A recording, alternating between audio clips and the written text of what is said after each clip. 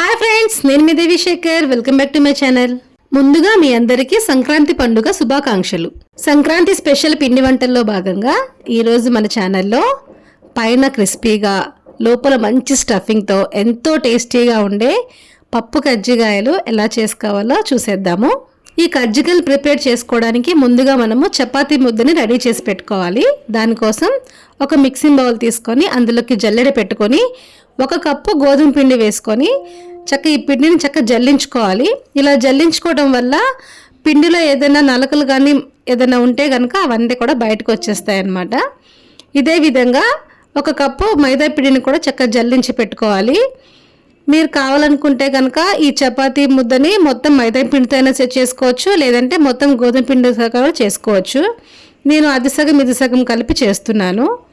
ఇప్పుడు ఇందులోకి మనము మిక్సీ పట్టుకున్న బొంబాయి రవ్వ, సూజీ రవ్వని ఒక 2 టేబుల్ స్పూన్స్ వరకు వేసుకోవాలి. దీనివల్ల మనకి పైన కజ్జికాయ మంచి క్రిస్పీగా వస్తుంది.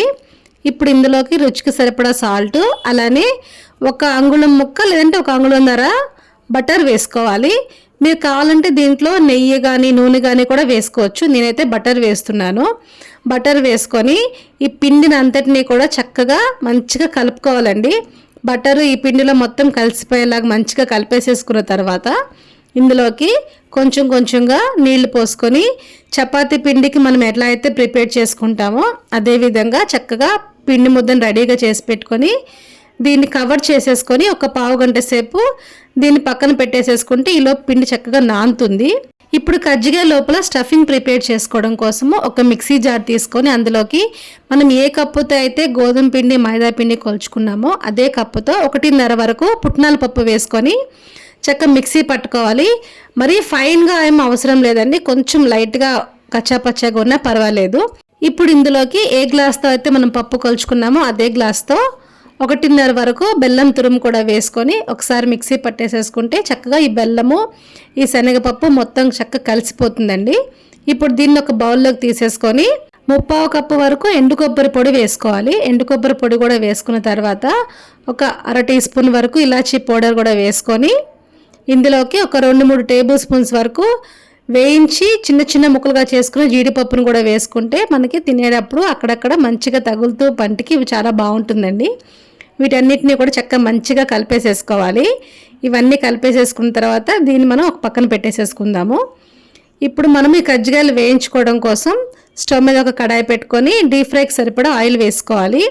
ఆయిల్ మనకి హీట్ ఎక్కేలోపు మనం ప్రిపేర్ చేసి పెట్టుకున్న చపాతీ ముద్ద ఉంది కదా, దాంట్లో నుంచి చిన్న చిన్న బాల్స్ లాగా తీసుకొని చపాతీ పీట మీదన చక్కగా చపాతీలాగా చేసుకోవాలండి. అయితే ఈ చపాతీల్ని రెగ్యులర్గా చపాతీలాగా చేయకుండా మనకి ఎంత వీలైతే అంత పల్చగా చేసుకోవాలి.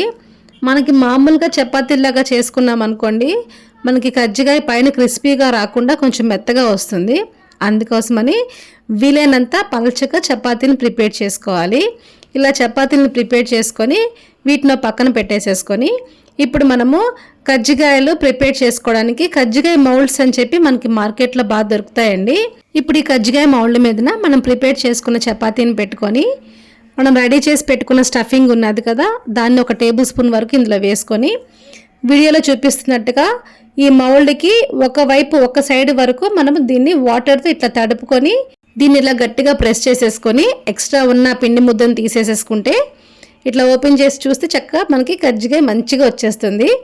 ఇలాంటి మౌల్డ్స్ వల్ల ఏంటంటే మనకి కజ్జికాయ మంచి షేప్లో వస్తుంది. చూసారా, చక్కగా చాలా పర్ఫెక్ట్గా వచ్చింది కజ్జికాయ. ఇదే విధంగా మిగతా కజ్జికాయలను కూడా ప్రిపేర్ చేసుకొని పక్కన పెట్టుకుందాము. ఈలోగా మనకి ఆయిల్ కూడా చక్కగా హీట్ అయిపోతుంది. ఇప్పుడు మనం ప్రిపేర్ చేసుకున్న కజ్జికాయల్ని ఎన్నైతే పడతాయో అన్ని వరకు కూడా ఆయిల్లో వేసేసుకొని ఫ్లేమ్ని హైలోనే పెట్టుకొని ఈ కజ్జికాయల్ని నిదానంగా తిప్పుకుంటూ 2 వైపులా కూడా మంచిగా కలర్ వచ్చే వరకు వేయించుకోవాలండి. మరి డార్క్గా వేయించేసేయద్దు. చక్కగా ఆయిల్ నురగంతా అయిపోయే వరకు వేయించుకోండి. ఆయిల్ నురగైపోతే కనుక మనకి కజ్జికాయలు మంచిగా వేగిపోయినట్టే. ఇదే విధంగా మిగిలిన కజ్జికాయలని కూడా చక్కగా వేయించేసేసుకొని పక్కన పెట్టేసేసుకుంటే మన ఎంతో టేస్టీగా ఉండే కజ్జికాయలు అయితే రెడీ అయిపోతాయండి.